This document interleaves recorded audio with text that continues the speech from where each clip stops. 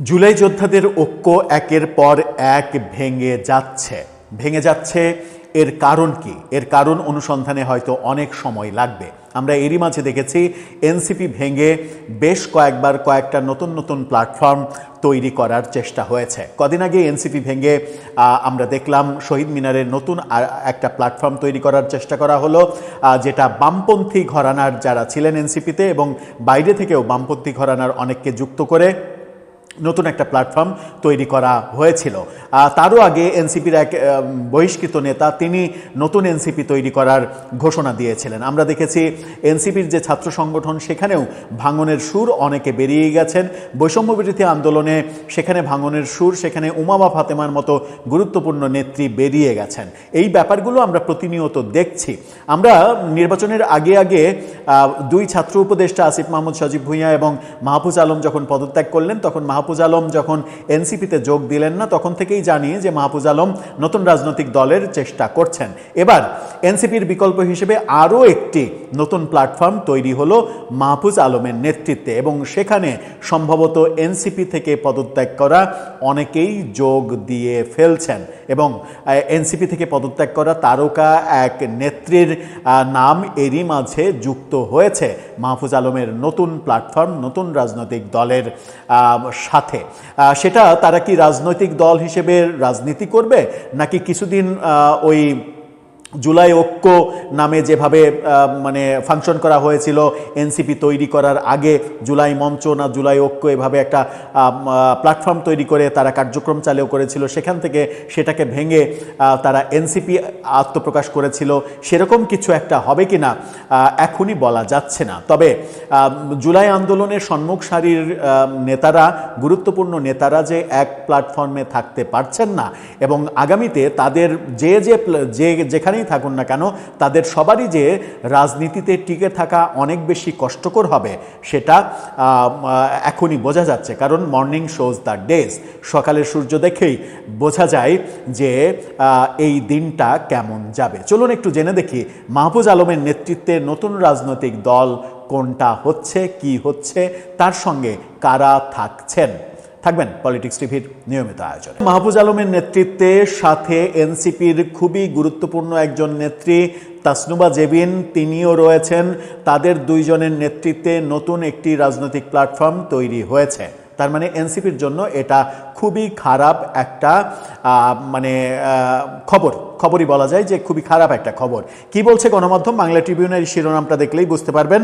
সেখানে বলা হচ্ছে রাজনীতির নতুন মঞ্চ অল্টারনেটিভস, নেতৃত্বে মাহফুজ ও তাসনুভা, নাম দেওয়া হয়েছে অল্টারনেটিভস। কি বলা হচ্ছে? দেশের রাজনৈতিক অঙ্গনে অল্টারনেটিভস ন্যাশনাল অর্গানাইজিং নামে নতুন একটি রাজনৈতিক প্ল্যাটফর্মের যাত্রা শুরু হয়েছে। গত রাতে গণমাধ্যমে পাঠানো বিজ্ঞপ্তির মাধ্যমে এই নতুন প্ল্যাটফর্ম ন্যাশনাল অর্গানাইজিং কমিটি গঠনের ঘোষণা দেওয়া হয়েছে। এই নতুন প্ল্যাটফর্মের সংগঠকের দায়িত্বে রয়েছেন অন্তর্বর্তী সরকারের সাবেক উপদেষ্টা মাহফুজ আলম, আরও আছেন এনসিপির সাবেক যুগ্ম আহ্বায়ক ডাক্তার তাসনুবা জাবিন। কমিটিতে থাকা অন্য সদস্যরা মূলত বিভিন্ন সময়ে নানা সামাজিক ও রাজনৈতিক কর্মকাণ্ডে সক্রিয় থাকা তরুণ অ্যাক্টিভিস্ট। সংগঠনটির পক্ষ থেকে জানানো হয়েছে দেশের বর্তমান রাজনৈতিক বাস্তবতায় তরুণ প্রজন্মের সক্রিয় অংশগ্রহণ নিশ্চিত করা, জুলাইয়ের ছাত্র জনতার হৃত স্বপ্ন পুনরুদ্ধার এবং দায় ও দরদের বাংলাদেশ গড়াই এই প্ল্যাটফর্মের প্রধান উদ্দেশ্য। এনসিপিও এরকম স্বপ্ন দেখিয়েছিল। সেই স্বপ্ন দেখিয়ে শেষ পর্যন্ত শুধুমাত্র সংসদে যাওয়া এবং মন্ত্রী হওয়ার লোভে তারা জামাতের সঙ্গে জোট করেছিল। সংগঠক হিসেবে কমিটির সদস্যদের প্রধান দায়িত্ব হবে দেশের বিভিন্ন অঞ্চলে রাজনীতি সচেতন তরুণদের সঙ্গে যোগাযোগ স্থাপন করা, জুলাইয়ের শহীদ পরিবার আহত অনেকের সঙ্গে কাজ করা। ন্যাশনাল অর্গানাইজিং কমিটির সংগঠকদের মধ্যে রয়েছেন আহমেদ ইবনে আরিফ অনি, ইমন সৈয়দ, ইমরান আহমেদ, জাহিন ফারুক আমিন, তানভীর চৌধুরী, দুর্জয় দাশগুপ্ত, ফারহাদুল আলম সবুজ, মাইদা তানহা বিদুষী, মুতাসিম বিল্লাহ, মনিরুজ্জামান, মোহাম্মদ রায়হানুর রহমান রাবি, মোহাম্মদ ইরফানুল হক, সাজ্জাদ হোসেন শহীদুল্লাহ, শেখ ফরিদ ও হাসান আলী। অল্টারনেটিভস কর্তৃপক্ষ জানিয়েছে কমিটির সদস্যরা পর্যায়ক্রমে দেশের বিভিন্ন জেলা সফর করবেন। স্থানীয় পর্যায়ে সংলাপের মাধ্যমে ছাত্র, শ্রমিক, কৃষক জনতাকে একত্রিত করে একটি শক্তিশালী ও কার্যকর সাংগঠনিক কাঠামো গড়ে তোলার কাজ চালিয়ে যাবেন তারা।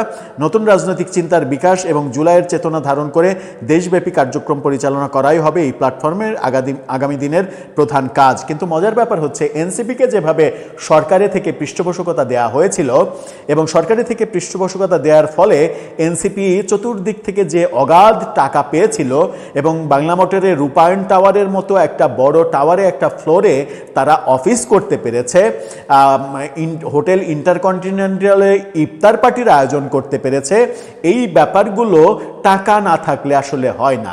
সেখানেই প্রশ্ন যে এই নতুন প্ল্যাটফর্মের টাকা সাপ্লায়ার কারা হবে? এখানে তো সরকারের পৃষ্ঠপোষকতা থাকবে না, আবার এখন প্রফেসর ইউনূস সরকারও নাই। বিএনপি নিশ্চয়ই এই প্ল্যাটফর্মের জন্য পৃষ্ঠপোষকতা করবে না এবং বিএনপিপন্থী ব্যবসায়ীরাও করবে না।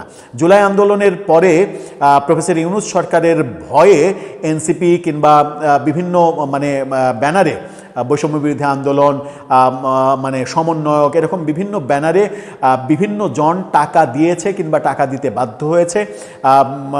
কেউ একটু অতি উৎসাহে দিয়েছে, কেউ স্বপ্ন নিয়ে দিয়েছে, আর মোটা অঙ্কের যারা টাকা দিয়েছে তারা টাকা দিতে বাধ্য হয়েছে। কারণ এরকম অনেক কথা আমরা শুনেছি যে জুলাই যোদ্ধা পরিচয়ে যদি চাঁদা না পাওয়া যায় তাহলে সেই ব্যবসা প্রতিষ্ঠান কিংবা সেই ব্যবসায়ী গ্রুপকে টার্গেট করা হয়েছে মব করার জন্য, এবং অনেক প্রতিষ্ঠানে মবের ভয় দেখিয়ে টাকা নেওয়ার ঘটনা, এরকম অভিযোগটা আমরা গত 1.5 বছরে প্রচুর শুনেছি। তবে কারা করেছে সেটা হয়তো সময়ই এক সময় বের করবে। আমরা বিভিন্ন গ্রুপ অফ কোম্পানির বিরুদ্ধে নানা রকমের বিষোদ্গার, একেবারে সরাসরি নাম ধরে ধরে বাজে কথা বলা, এই ব্যাপারগুলো আমরা দেখেছি। আমরা এটাও দেখেছি যে বিকেএমের সভাপতিকে কদিন আগে নারায়ণগঞ্জে ফ্যাসিস্টের দোসর, তার সঙ্গে বসবো না এনসিপির এমপির যে বক্তব্য, তার আগে আমরা দেখেছি ওই হাতেম আলীর কাছ থেকেই সার্জিস আলম, আক্তার হোসেনরা 50 লাখ টাকার চেক নিয়েছিল জুলাই যোদ্ধাদের অর্গানাইজেশনে কাজে লাগানোর জন্য। তো টাকা নেওয়ার সময় সে ফ্যাসিস্ট থাকে না, আর টাকা যখন নেওয়া শেষ হয়ে যায় তখন সে আওয়ামী লীগের ফ্যাসিস্ট হয়ে যায়। ব্যাপারগুলো এরকম চিত্র যে ঘটেছে সেটা আমরা বহুবার দেখেছি প্রফেসর ইউনূস সরকারের আমলে। কিন্তু এখন যদি আপনি সেরকম একটা জুৎসই রাজনৈতিক দল কিংবা প্ল্যাটফর্ম তৈরি করতে চান, সেখানে যে টাকার বিশাল ফ্লো দরকার, সেই ফ্লোটা না আসলে আপনি যত প্ল্যাটফর্মই তৈরি করেন না কেন, যত বড় কিছুই তৈরি করেন না কেন, সেটা আদতে হবে না। আদতে সরকারি পৃষ্ঠপোষকতা ছাড়া বড় প্ল্যাটফর্ম তৈরি করা সম্ভব নয়। তার উজ্জ্বল দৃষ্টান্ত আমাদের সামনে অনেক রয়েছে। আমরা দেখেছি যে ডক্টর কামাল হোসেনের মতো দেশ সেরা আইনবিদ এবং বাংলাদেশের সংবিধান রচয়িতা, তিনি আওয়ামী লীগ থেকে বিচ্ছিন্ন হয়ে যাওয়ার পরে যে দল গঠন করেছেন, সেই দল থেকে নির্বাচন করে এমপি হতে পারেননি। এবারেও এনসিপির নেতাদের ব্যাপারে বক্তব্য ছিল যে এনসিপি যদি জামাত কিংবা বিএনপির সঙ্গে জোট না করে তাহলে তাদের সংসদে যাওয়া হবে না। ব্যাপারটা হয়েছেও তাই। আমরা দেখেছি যে জামাতের ভোটের ফ্লোয়ে তারা 6 জন নির্বাচিত হয়েছে। অবশ্য এখন তারা অস্বীকারও করতে পারে, তারা মনে করতে পারে জামাতই 68টা সিট পেয়েছে এনসিপির ভোটে। সেটা দাবি করলেও অবাক হওয়ার কিছু থাকবে না, কারণ কিছু কিছু ভোট তো সারা বাংলাদেশে এনসিপি তরুণ সম্প্রদায়ের মধ্যে একটা জনপ্রিয়তা তাদের তৈরি হয়েছে। সেটা 1% 2% যাই হোক, জনপ্রিয়তা তৈরি হয়েছে। সেই ভোটটা জামাতের কাছে গিয়েছে, এটা সত্য। কিন্তু একটা এমপি হওয়ার জন্য একটা কনস্টিটিউশনে যে পরিমাণ ভোটের প্রয়োজন, আবার বিএনপির এগেনস্টে, সেটা জামাতের ভোট ব্যাংক ছাড়া সম্ভব হতো না। দর্শক, আপনার কি মনে হয় মাহফুজ আলম উপদেষ্টা থেকে এবার উপদেষ্টা থাকা অবস্থায় তাকে নিয়ে যে এত শোরগোল, গণমাধ্যমে এত নিউজ, এখন কিন্তু কিছুই নেই, হারিয়ে গেছেন। নতুন প্ল্যাটফর্ম তৈরি করে তিনি কি আবার লাইমলাইটে আসতে পারবেন, নাকি এগুলো শুধুই লোক দেখানো প্ল্যাটফর্ম হবে? আপনার মতামত জানিয়ে লিখতে পারেন আমাদের কমেন্ট।